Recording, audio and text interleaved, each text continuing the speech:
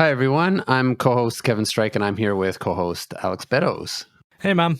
Hey, right. So if this all goes according to schedule, at this time that we release this episode, we will be in the production phase of the Grand Space Opera Challenge on ArtStation. Always lots of benefits to participating in challenges on ArtStation. Yeah, as an artist myself, it's so good to see it back. I think it's probably one of the strongest kind of development tools out there for artists trying to get into the industry. There's a reason a blank canvas is so scary. Like you need a problem to solve to be creative. So when you're given a brief and a time limit and all these like sort of rules to abide by, it gives you a platform to jump off to really produce fantastic art. And if you're trying to get into the industry, kind of it ticks a lot of boxes. Like it shows you can work to a time scale. It shows you can follow instructions. You produce a cool piece of art based on a theme. It really focuses you as an artist. When you have a free project to do on your own, you kind of a blank canvas. It says you meander between 15 different ideas and you don't really focus. Whereas these challenges, they're great for just focusing you up as an artist. I've participated in multiple ones. They're really good fun. Mm-hmm. When we were talking earlier, you were also mentioning how when you're looking for artists, like when you see that they participate in challenges, it gives you clues as to like their work ethic and how they approach a project. Yeah, well, it's kind of, I don't need to ask myself, like when you look at a piece of art on ArtStation, like if there's like one environment, for example, it's like, I'm asking myself, okay, well, how much time do they spend on this?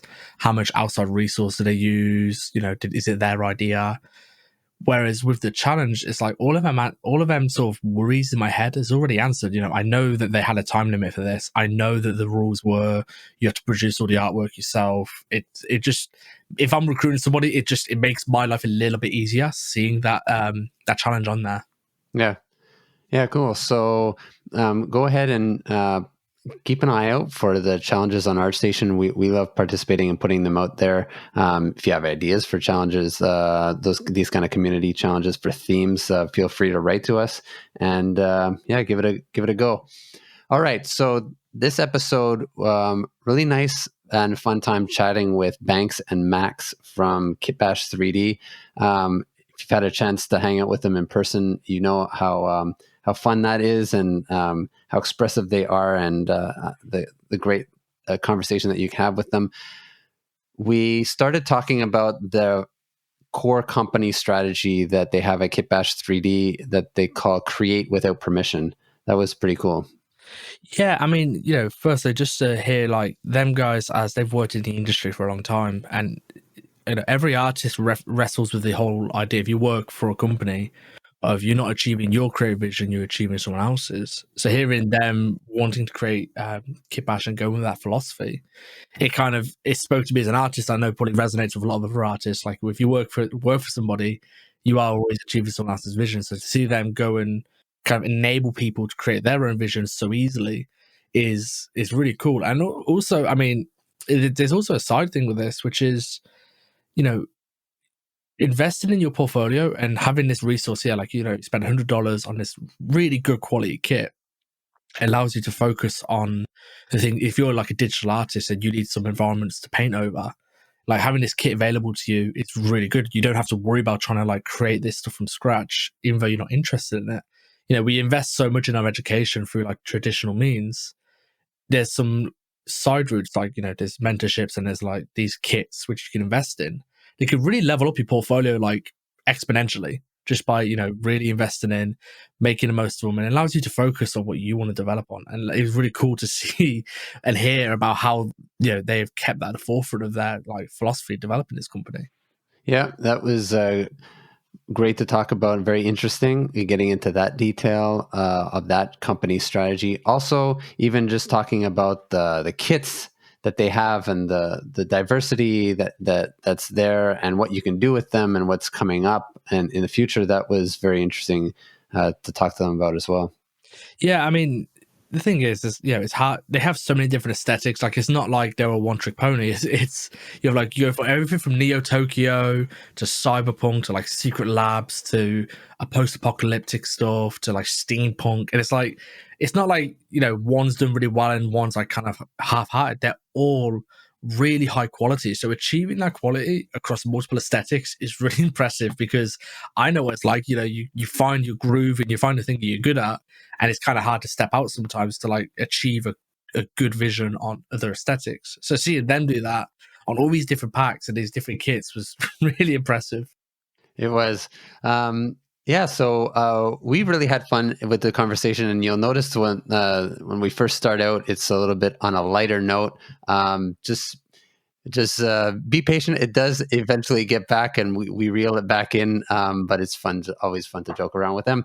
So yeah, hope you enjoy the conversation. Hi, Max Banks. Great to have you on the show. Thanks for having us. Yeah, such a pleasure to be here. So I'll start off with something. If I said num num num num num num num num, does that mean anything to anyone on this call? Probably Maxx. I wish it did. I feel like I'm out of the loop. So right now, deep cut right out the gate, Kevin. Talking 2011 here. Asking the questions that no one else is willing to ask. yeah. Right. So right now there is a video that has about 350 views online, and I happen to be one of the persons that watched it. Now maybe people are going to check it out and find out more, but do you want to enlighten the rest of us? No, you please take it away. You're prepped on this one. So before some of all this, and way before Kitbash 3D, Banks had some career in shooting some commercials and stuff for TV, and I happened to come across them. So there's an Allstate commercial. That one we just mentioned was a McDonald's commercial. I must have gone in the wrong room. I thought it was a completely different interview. I just want to know, what was your inspiration and research process behind that role, Banks? It was deep. It was deep. It was emotional. It was sense memory. A lot of work on just like my relationship with my father. How much time we got in this interview? This might take us a while if we want to talk about my acting career. But yes, that is true. I left school at a young age working in the music industry, and wanted to was always really interested in how do we use technology to communicate. And I got a PA job at about 19 years old on a show called Nip Tuck. And my job was to stand outside the studio, and when the door closed and the red light was on, my job was to make sure no one walked through the door. And I was like, I'm not exactly sure this is what I had in mind when coming out to Hollywood. So I saw the actors that day at lunch, and the actors got to sit with the directors and the producers. And I thought, well, they're not going to let me direct or produce today, but maybe they'll let me act. And so I convinced one of the producers to get me over to the casting office, and so then I started acting from there, which actually was an amazing way to get into the industry and really start to see what was going on. So yes, I did many a commercial. I did probably 125 ads, which really taught me how does media work? Who's paying for this stuff? Why are they paying for it? How does things get all the way through production? What does production look like? And commercials are really cool because when they're good, they're good, and when they're bad, it's over. So you do enough of those, and you start to really understand how the system works, and how advertising works, and how and why people are connecting and making things. And through that, I started directing by probably about 21, and then was able to really have a core understanding for how the set runs, but then also what it's like for the actors. For the in a lot of cases, the actors are the chief tool to tell the story, and so I got to learn a whole bunch of things about how do we connect with people, which is really, I think, at the core of what we still do today. So at a certain point, you're coming to okay, how do I make the sorry, I'll edit some of that. I have to somehow bring all this conversation back to where we were. You dug your own hole here. I was gonna He regrets this. Yeah, it's like we laid out a whole outline here. I went totally off script, and now I'm paying the consequence. So, no, but that's good. So, all right. So to bring us back to the theme for this episode, let's. What I'm particularly intrigued by is create without permission, kind of the core company strategy that you guys have at Kipesh 3D. Maybe you can just give us a brief overview of what that is. Banks and I have known each other for over a decade, and we both came together at this kind of critical turning point in both of our careers.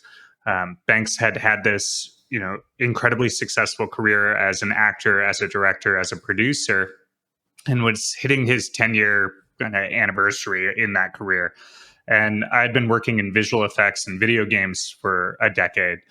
And we both kind of found ourselves at this cross section where we had accomplished a lot of the things that we had set out to accomplish in our careers, but both felt very unfulfilled by it, and both felt a lot of frustration at the idea that we've been doing this for a long time, but every time we want to actually make a change or create something, we're constantly having to ask a ton of people for permission. And it feels like no matter what, you always have a boss. There's always someone above you. And we felt like that was limiting, especially because we both saw a big turning point happening in technology and especially in distribution, understanding that a brand and a production company can be the same thing, that we can create our own products, we can create the content around those products, and we have the distribution channels now to connect them to an audience who might love those products. And so that really was the genesis of it, of both of us at this turning point realizing we have the tools to do these things. We don't know what we're going to do, but we know that we see where technology is going in the same way. And really, we just want to create a company with that core idea that we're going to create what we want to create and not have to ask anyone if that's okay. Yeah, to add to that, I think that we saw the attention going so fast into the screens. It was movie theaters and television with commercials. And in the last decade, that all changed to the phone and to YouTube and to the immediacy of content, and the channels became proliferated. You used to just be that there were several channels and you could run advertising on those, or you could create your movie and put it into movie theaters. And now all of a sudden, everyone is carrying around a movie studio in their pocket and a distribution capability to connect with all of those other people. And so we found that the behavior of everyone wanted to head more and more into a virtual space. And we thought there's never been a better time, if you have an idea to make a movie or a video game or a comic book or really any piece of creative endeavor, for you to just do it. And that there was, there's a deal in startups called a minimum viable product, which is how fast can you bring something to market, rather than trying to say, hey, we're trying to make Avengers 1, 2, 3, and 4 here and release them all at the same time. It's, can you bring a product to the marketplace? Can you get it out there for people to start giving you feedback? And then can you iterate on that feedback? And how fast can you complete that loop is how fast you can make product iterations. And that fundamentally changed in the amount it costs to get into that, as well as the way that you could reach your audience and start beginning to get those feedback loops. So with the whole creating without permission thing, so when you're doing, you get to create stuff that you want to make, you're not answerable to whatever hierarchy you might have been in previously. How much of a balancing act is it though when you're not so much answerable to the market, but you need to make sure whatever you're making is the market will want? How much is that in your mind when you're doing this stuff, or is it like we will make the best thing we want to make, and the market will come to it because it's a good product? Like, how does that relationship look outside of the traditional hierarchy? Yeah, it's interesting. As we've gone a couple years down this road, you realize there's always a hierarchy, no matter where you are on this. Now, instead of answering to a singular higher up, we answer to customers, and that's something we take very seriously. But also, we love answering to customers. Like, I'd much prefer to make adjustments and be somewhat dictated by what our users think than maybe an arbitrary voice who might be out of touch with that. Now, there is also, as we talk about minimum viable product, there's also this idea of a minimum viable audience. It's something that Seth Godin really proliferated, this idea. But it's that idea of we don't need 1 million people to like something. How many people do we need to like something in order for us to be able to make it? And that once you start to go with that idea, then you can really hone in and focus on what are you building and who are you building it for. And it doesn't need to be for everyone, which means if you have a segment of people that you're really targeting, you can make it specifically hit their needs. The who you're making it for is the point. We can all write stories and make things for ourselves, which is a really fun thing to do and a really important part of, I think, being a creative. But if you're going to put something out there, the point is for other people and for finding the exact group of people that love the thing that you're doing. And then you want to find ways that you can enrich their lives and serve those people in as many possible ways as you can. And I think nailing down that ideal of, hey, we're making this thing for a person so that they can enjoy it in this way is paramount, I think, in that whole process. The minimum viable audience is Max's target. Yeah, I've never actually heard that term, and it's a very interesting term because it's you kind of, when you think of so being from the AAA games industry, it's like everyone thinks about how maximizing audiences and maximizing user base, and you kind of make by trying to please everybody, you make something for nobody. So right at day one, that was in your guys' mind. Who do we want? This isn't for everybody, so who is it for? That was like their day one. I think that is exactly the point, Alex, is Max and I both came from these enormous studio projects where in order to change a single thing, you need a committee and test markets and pools, because the risk is so great when you're talking about billion-dollar properties. And so the margin for error there needs to be calculated, or at least you don't want to spend the time putting something out before you know what it's going to be. This model, create without permission, small team making something with, as fast as they can, minimum viable product, is the opposite of that. You want to get things to market. You want to get feedback. Our 1.0 version of Kit Bash didn't have textures. We had the geometry, and we knew we wanted a very specific premium asset that would change the way people thought about building environments.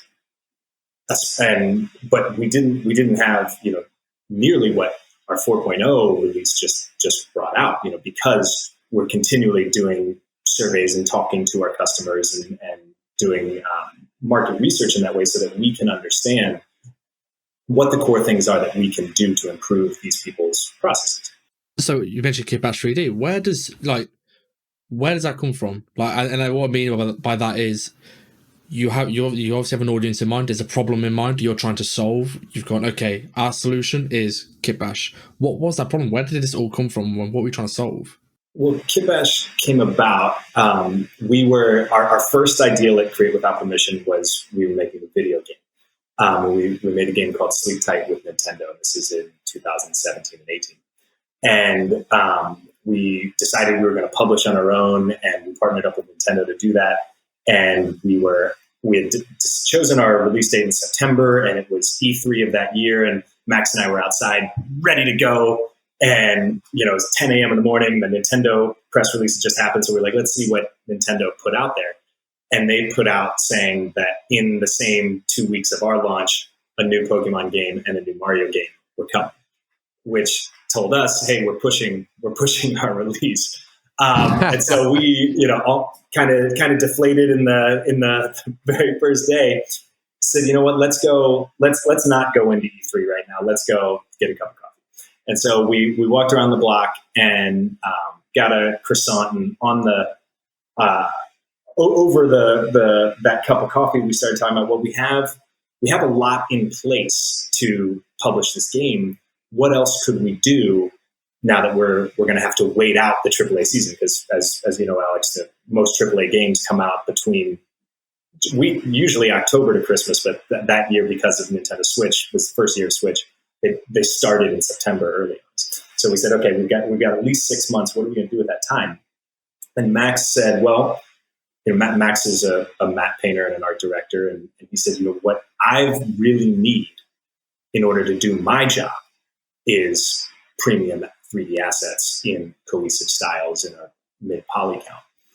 And here's the problem. There's no real way to source these things from the given marketplaces that were there in a way that would make this really easy. And he's like, I keep waiting for someone to do this. And so literally on the napkin that the croissant came with, that day at E3, we drew out what Kitbash would be. And we started thinking about how big is the group of people like Maxx that would need this? And what are the key things we would need in order to reach that minimum viable audience with a minimum viable product? And can we do it by our original launch date in September for our video game? So when you're forming the company, how much of the company is, in your mind at that time, going to be focused on the game development, and how much on this new tool that you've realized that you need? That's kind of the funny part of this whole thing. We thought Kitbash was going to be a couple months that would just hold us over until we got the game out there. And we thought, honestly, this can keep our marketing team busy. And then, once we launch Kitbash, then it'll kind of just, have a couple kits that'll just hopefully bring in a little bit of income so that we can get back to working on this game. We actually also said, in case it doesn't work, at least Maxx will be able to use it. Maxx will have the tools he needs for his thing. So it'll be a win-win either way. Worst comes to worst, this will speed up some freelance gigs and hold us over. It's pretty ironic that Kitbash just kept growing. And also when we did put out the video game, it was an amazing bucket list item to release our own game and to do it with Nintendo. And it was so thrilling. But also we realized that that's a 3-year development cycle leading up to a singular launch. And then you launch and it's over. And what do you do after that? You go back to the drawing board and start another 3-year development cycle for a game. And Kitbash was releasing a new product every month.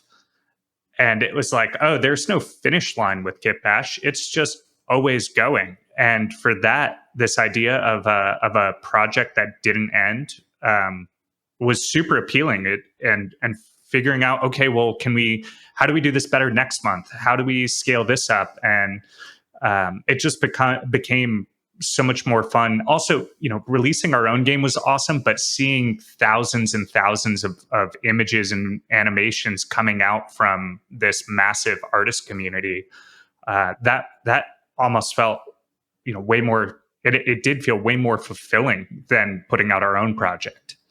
Yeah, Kitbash is kind of the shining example of just bring something to market and see what happens, because we were expecting to go in one route, and actually I'd forgotten about this, but at that time we were also, to make ends meet, taking side VR gigs. We did a project with Google where we were building things in VR environments too, and putting Kitbash out there. And I think from that on the napkin to launch was 100 days.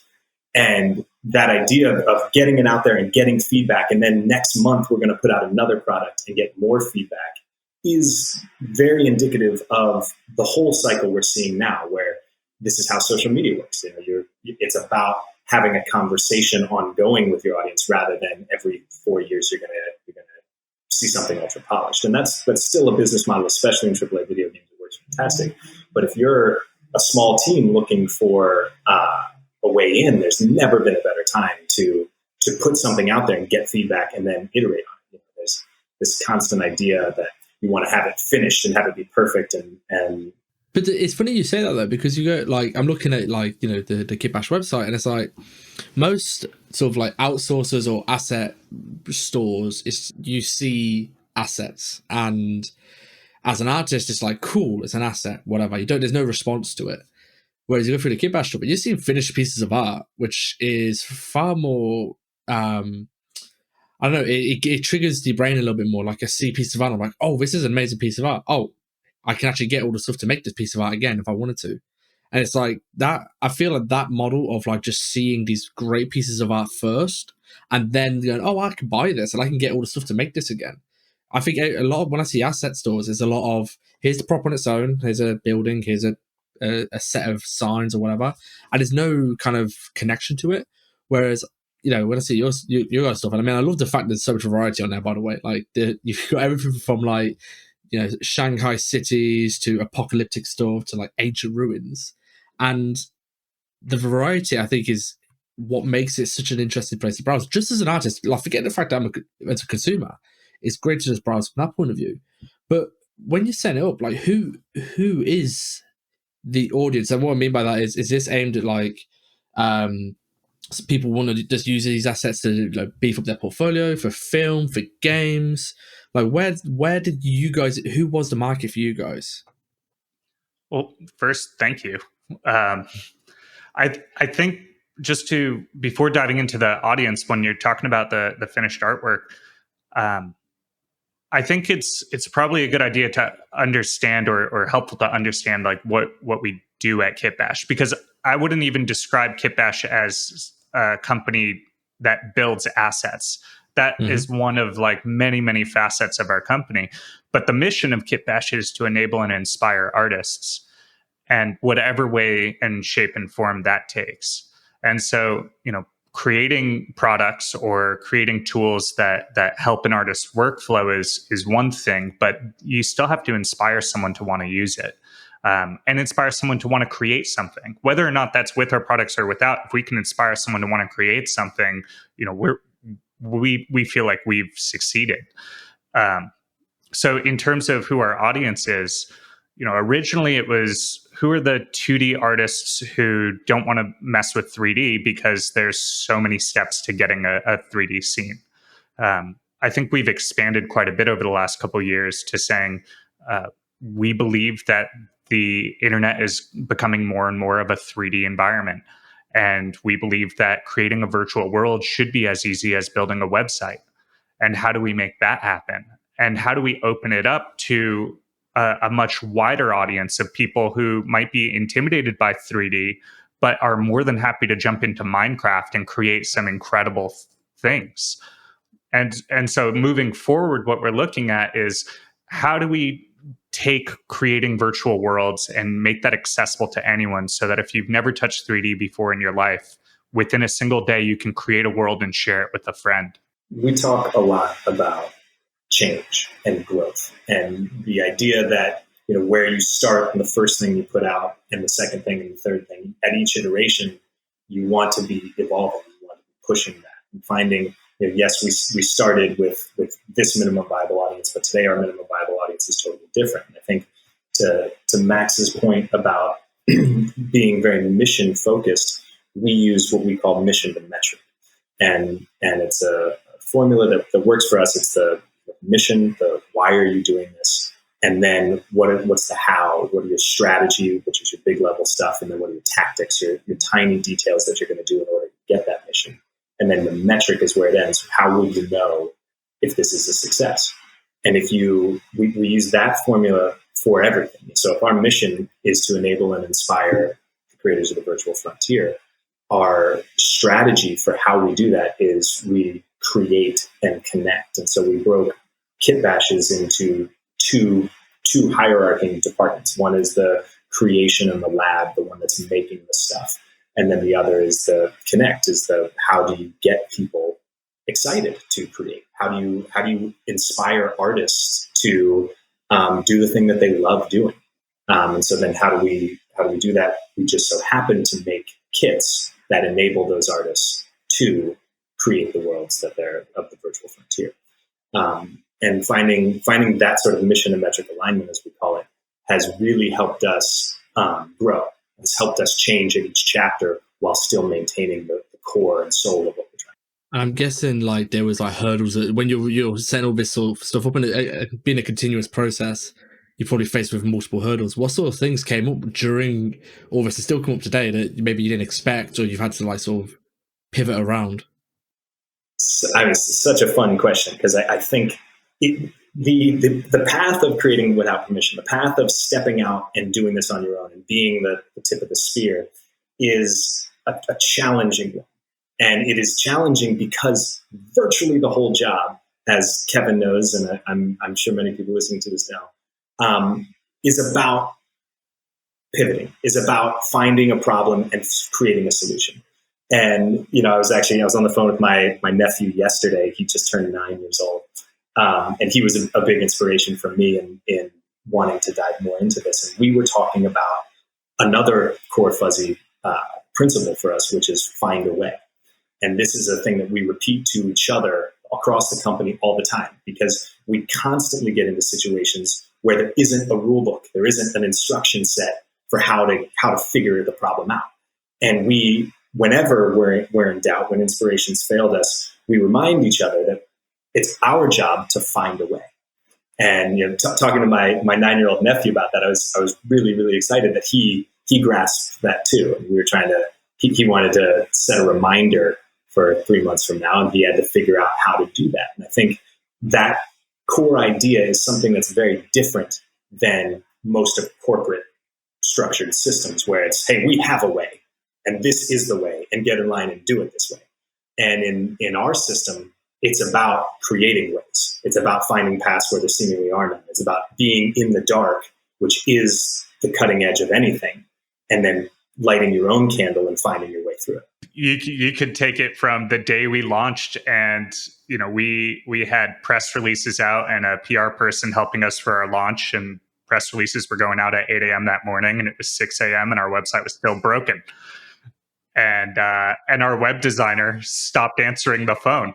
Track those numbers. It's like 6 hours before this thing goes live in the morning on September 9, 2017, and the website is not working. So you gotta find a way around that. And I think that's part of the game. And if you can look at that and say, oh man, that's painstakingly stressful, which probably is. We've probably got a couple more gray hairs than we would have without this. But that's also the price of admission. That's the game you're playing if you want to step out into the darkness and create your own way. You want to create your own ship. You want to make it. It's virtually entirely about creating new structures and systems. We call it building a fire. And we say our job is to be fire starters. And everyone in the company should be a fire starter. And at some point, you tend to fire. And at a point after that, you get other people to join you around the fire. And it's everyone's job to have a relationship with the fire, to bring wood to the fire, to make sure that thing goes. And there are some people who are at the forefront more with us, and there are other people who are tending fires that have already been started. And I think the idea is to continue to go deeper into the darkness and start more fires. Mm-hmm. Just one clarification, because you mentioned it quickly, which was Fuzzy. Your company name is called We Are Fuzzy, and your product capacity. Thank you, Kevin. This is perfect. So in March or April of 2017, Maxx and I got together and we were talking about a piece of content that we wanted to make. This an idea about using game engines and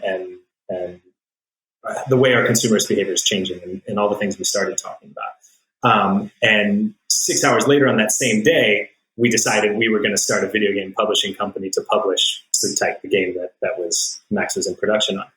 And we then said, hey, we know we're going to make this company, but we're not exactly sure what it's going to be, what it's going to do, but we need to start a company tomorrow, and we need a name for it. And so we, on a Google sheet, started throwing out hundreds of names. I mean, easily the worst names you could possibly imagine. But that was the thought. Just if you have a name, put it in here, because maybe your bad idea will give me a bad idea, which will give you eventually a good idea, and then we'll find something. And we landed on Fuzzy in that same sort of way, where Fuzzy to us means a number of things. One of them being that our path is fuzzy. It's not exactly clear where we're going to be going. And I mean, we certainly at that point didn't know that 4 months later we would also start Kitbash. And so Kitbash is part of the Fuzzy umbrella, which is an incubator to create without permission. And so that's a prime example of hey, here's a thing we didn't know was going to come, and 3 months later, the first thing we brought to market was I still find it incredibly entertaining whenever anyone I know tries to explain what fuzzy is. And then they look at me like I have an answer for it.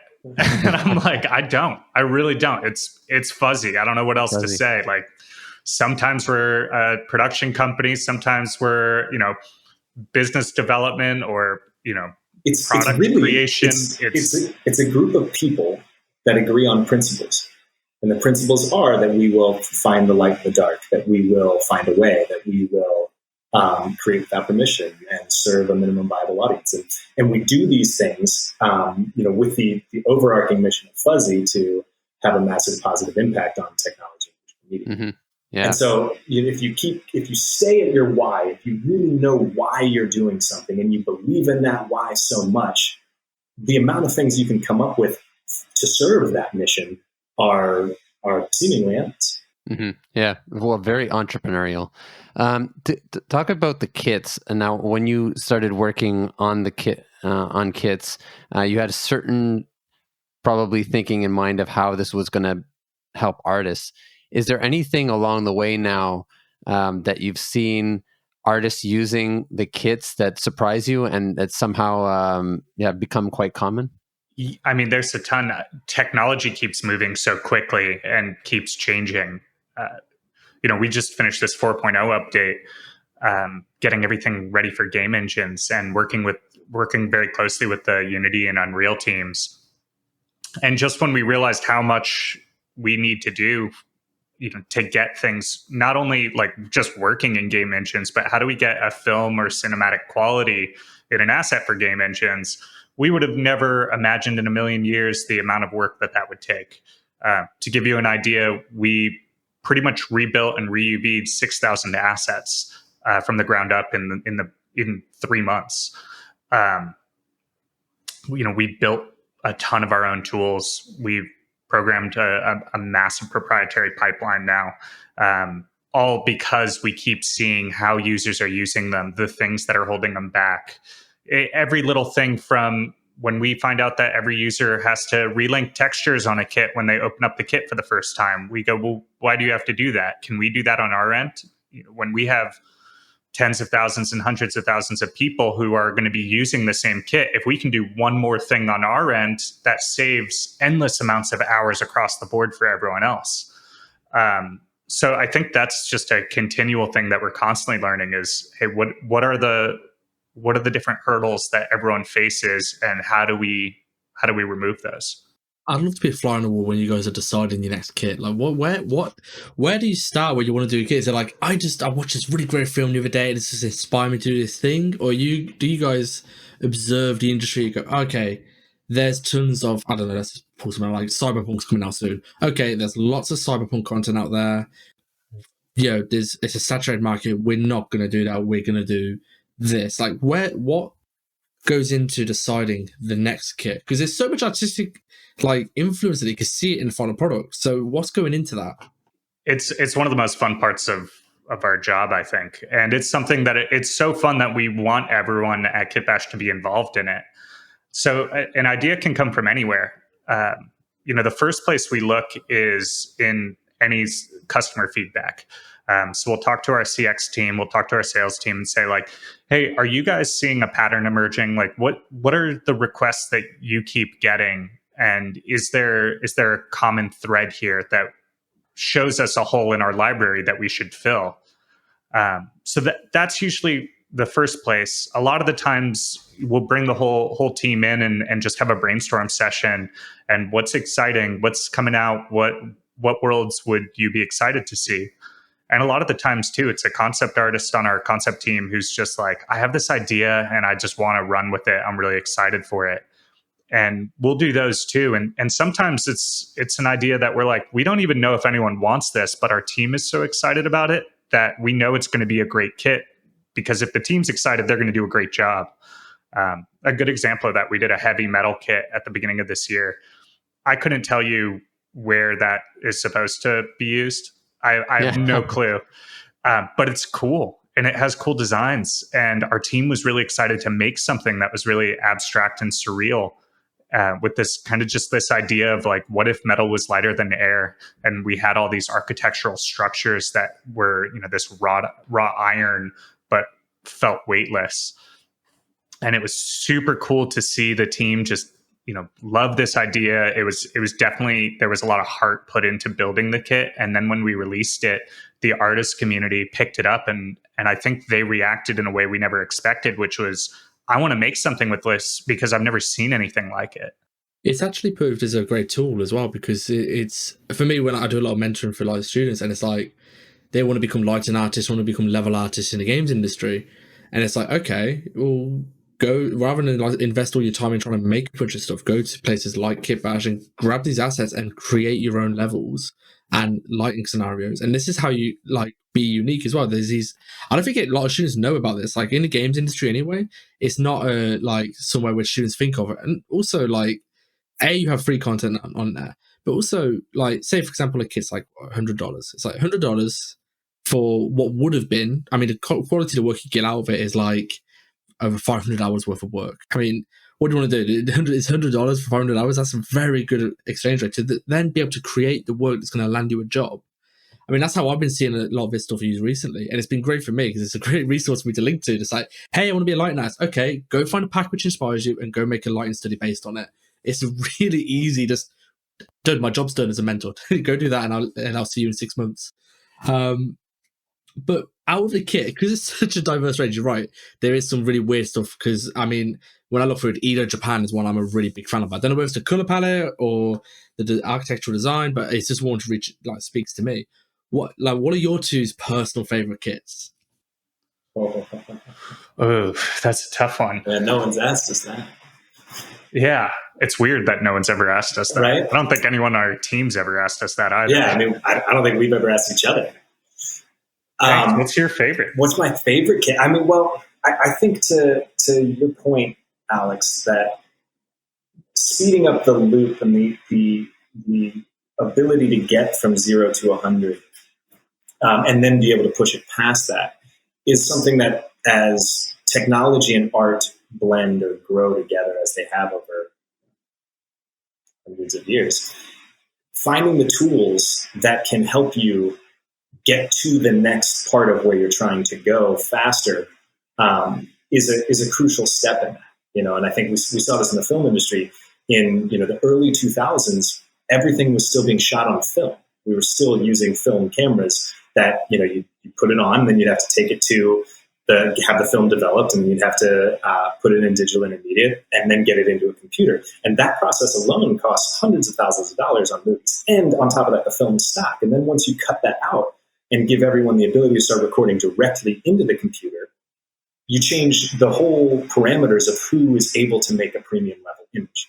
And so there will always be purists and sculptors and people who still shoot on film. But the tools now make it so that the barrier of entry is much lower, so that more people can get in and get to a higher level faster.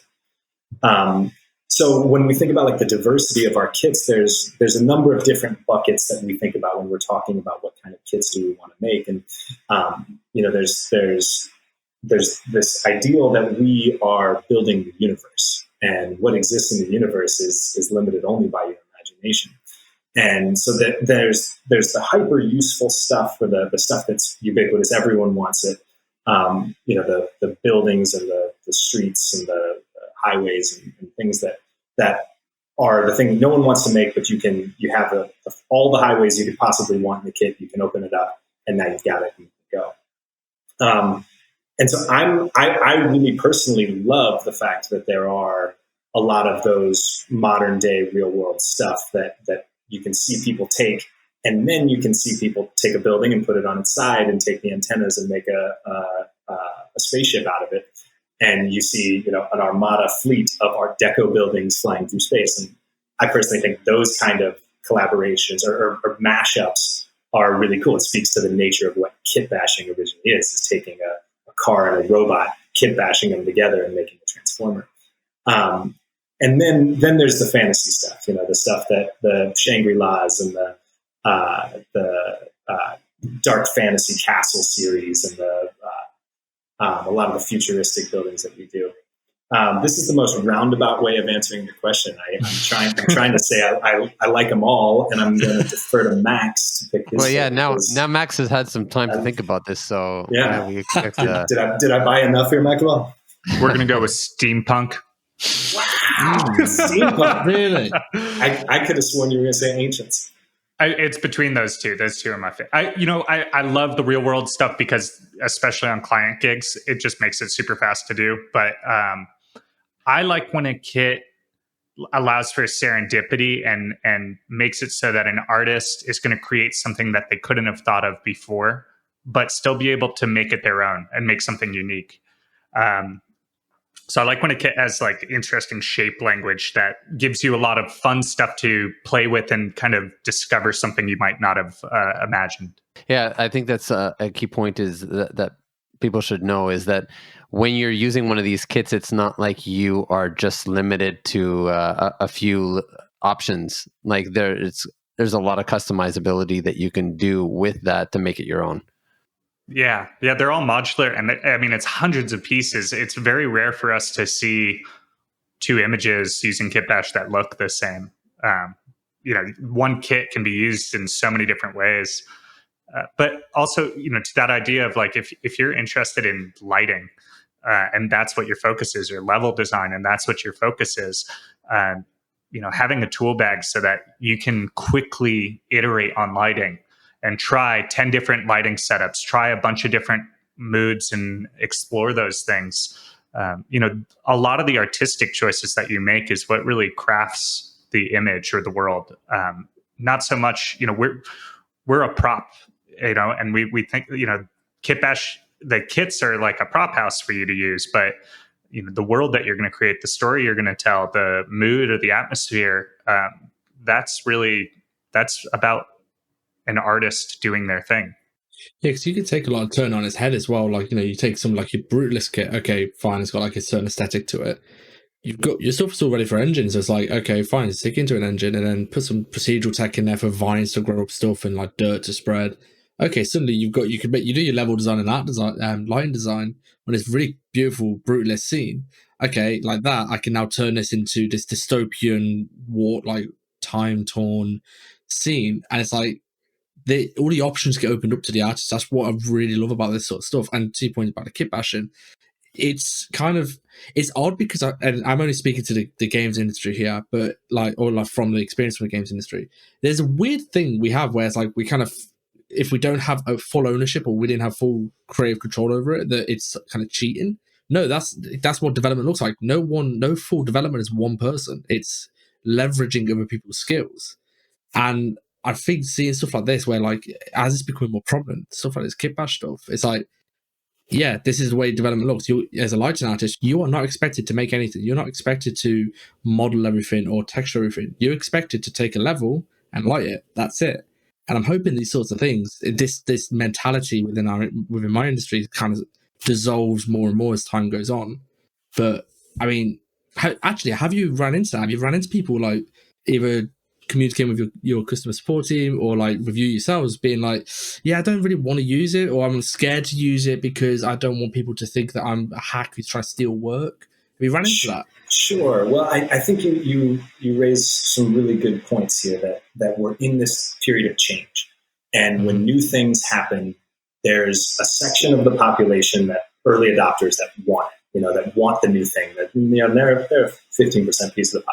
And then there's the majority, which makes up probably 70% early and late majority, who are much slower to receive new tools. They want things to be things to be tested because, hey, we've got a tried and true pipeline that works here. And now we're seeing, as you brought up, this full development team sometimes can be one person, and then you have the feeling on that person that, hey, I need to build everything here, or else it's not mine. And I liken that to the amount of times we shot on the Paramount backlot for New York. If we had to, instead of going and shooting on that set, we had to go either fly the whole production to New York or build the buildings here on a soundstage, we never would have made it.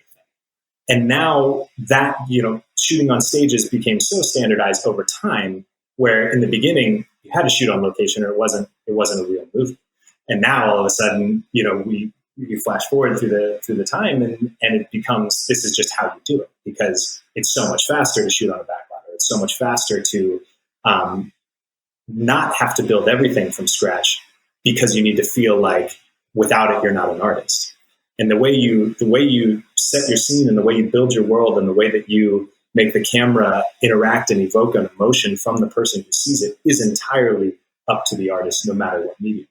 And this is just an opportunity to take those mediums and shrink your team and make things faster, which everyone from the largest movie studios and video game studios to the one-man shop, 19-year-old kid on their laptop, is looking to do that today.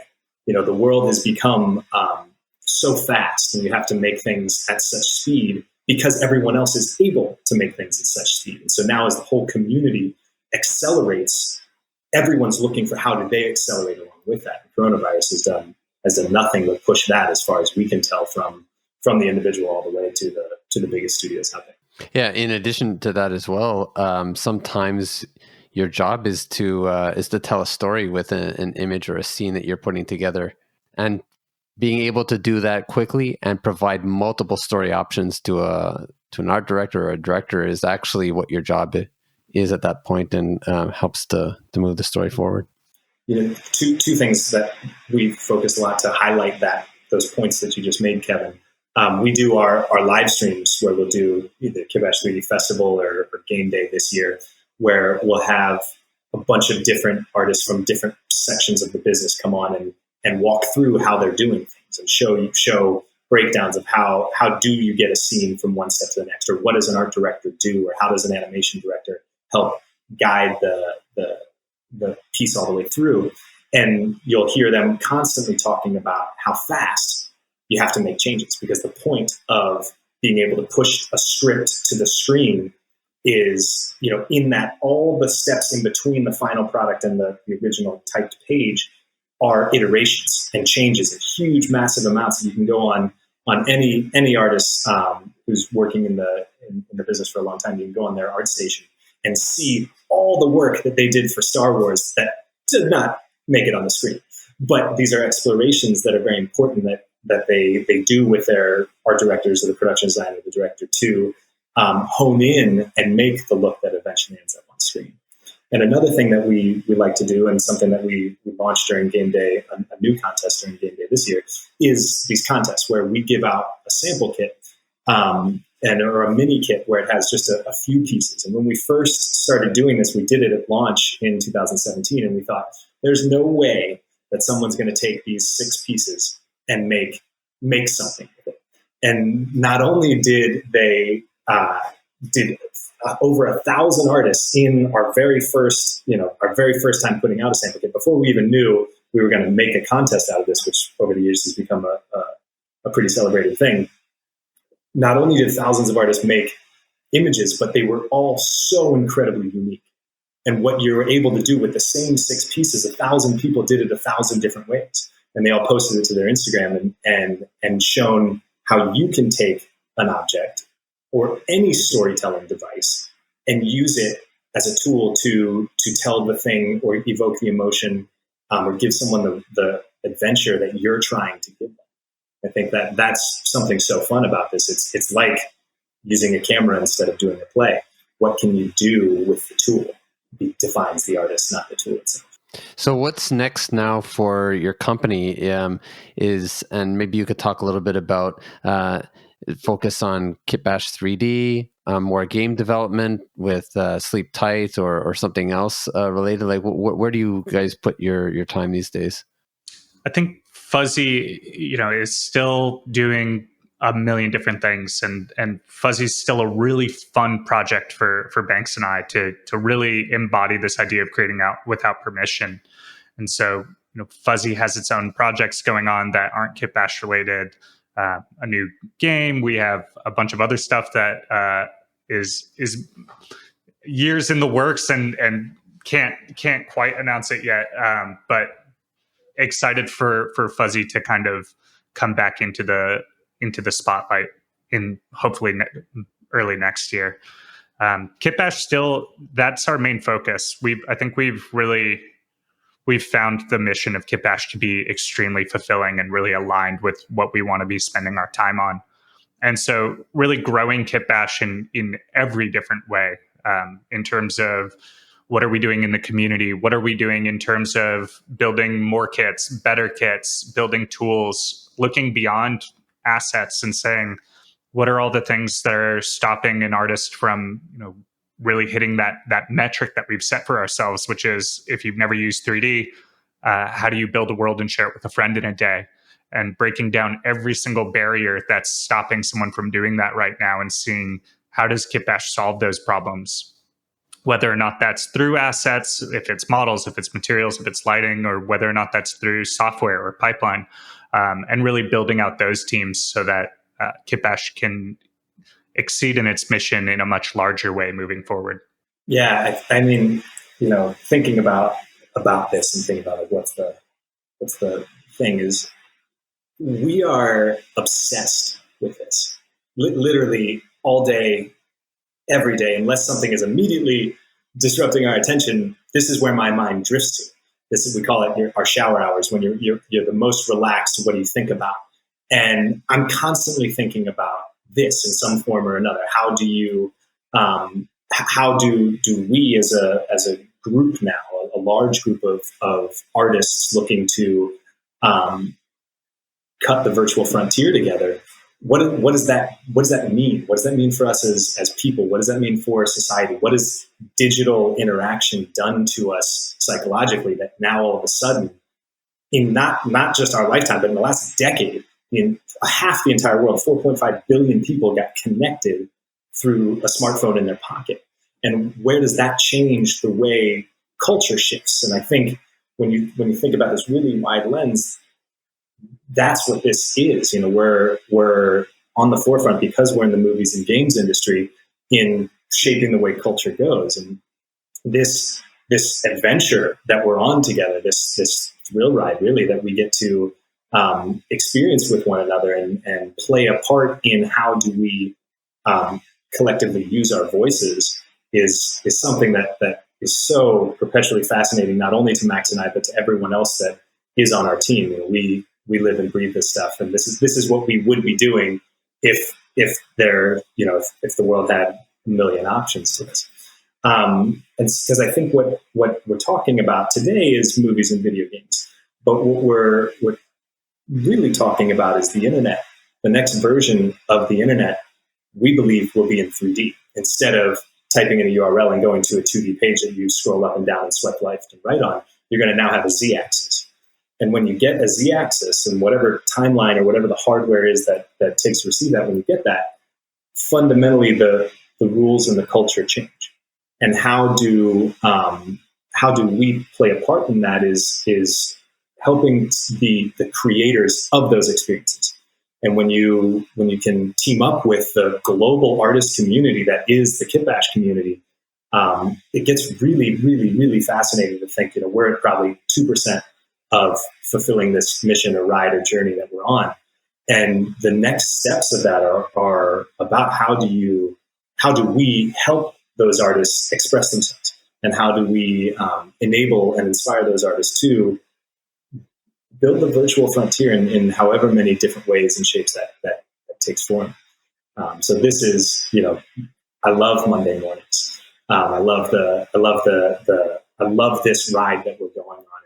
It's so fulfilling to connect with the people that we're working with. And I say working with meaning the whole Kitbash community, because it's been such a sheer pleasure, I know, for us, but as well as all of us on our team, to get to see what people are able to do when they come together under collective mission, when they're enabled and inspired to do those things. And so my hope for this next chapter immediately, I know that was your question, is what's the next year or so look like, is now that we have really optimized the product for our existing 3D softwares that we support, and now that we're into both the Unity and Unreal space, how can we connect with these artists and help them realize worlds in real time? And what happens now in 2021 as 3D worlds in real time start to become super photoreal. And by using tools like the softwares and Kitbash, what can you now do to cut the edge of the virtual frontier together? Now, you mentioned your artist community, and you get lots of feedback from them.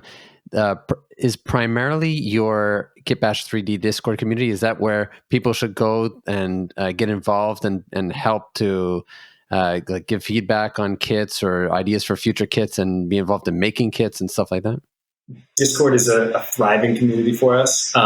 There are a number of different channels and places there to get involved. We really think of Kitbash as a whole, as though the whole community is working on this and evolving this thing together.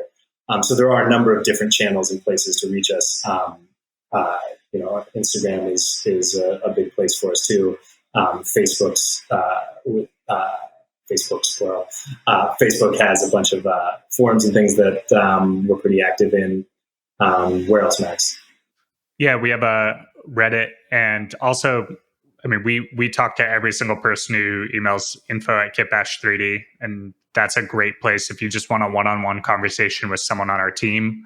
Our entire team is eyes on that at all times.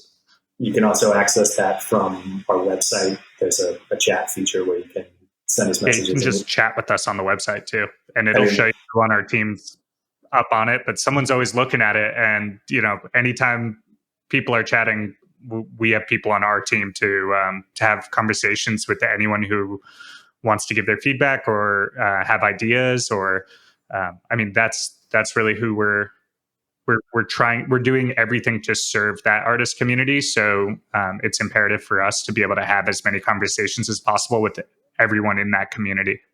The beauty of digital distribution and Create Without Permission is this is now a two-way conversation consistently.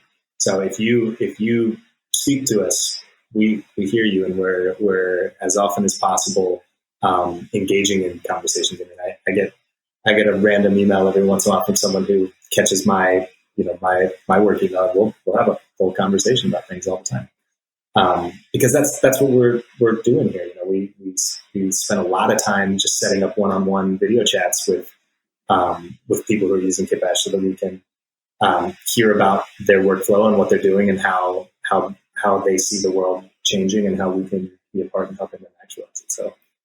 And you also, for those that are interested in just learning more, you have a great YouTube channel as well with archived videos from previous streams that you've done.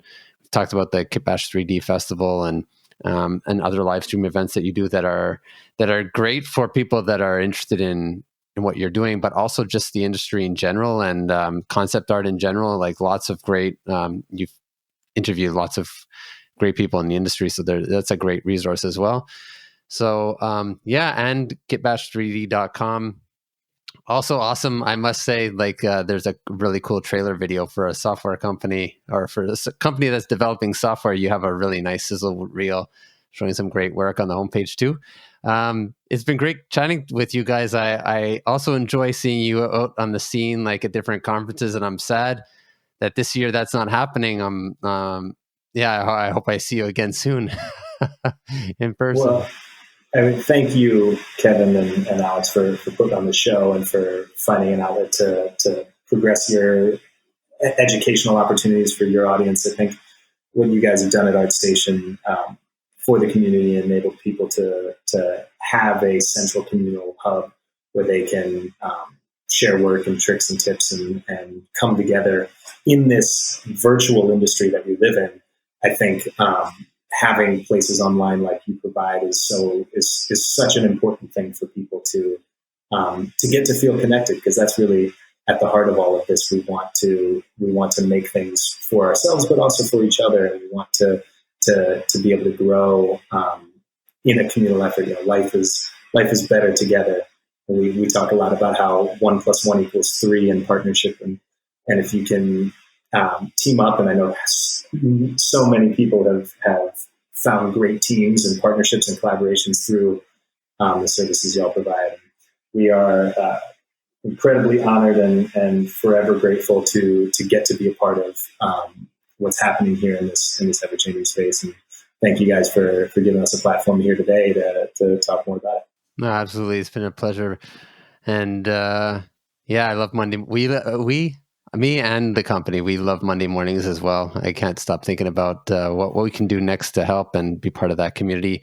So yeah, thanks again, Banks. It's been a pleasure talking to you, Maxx as well. Yeah, Thank so you. great.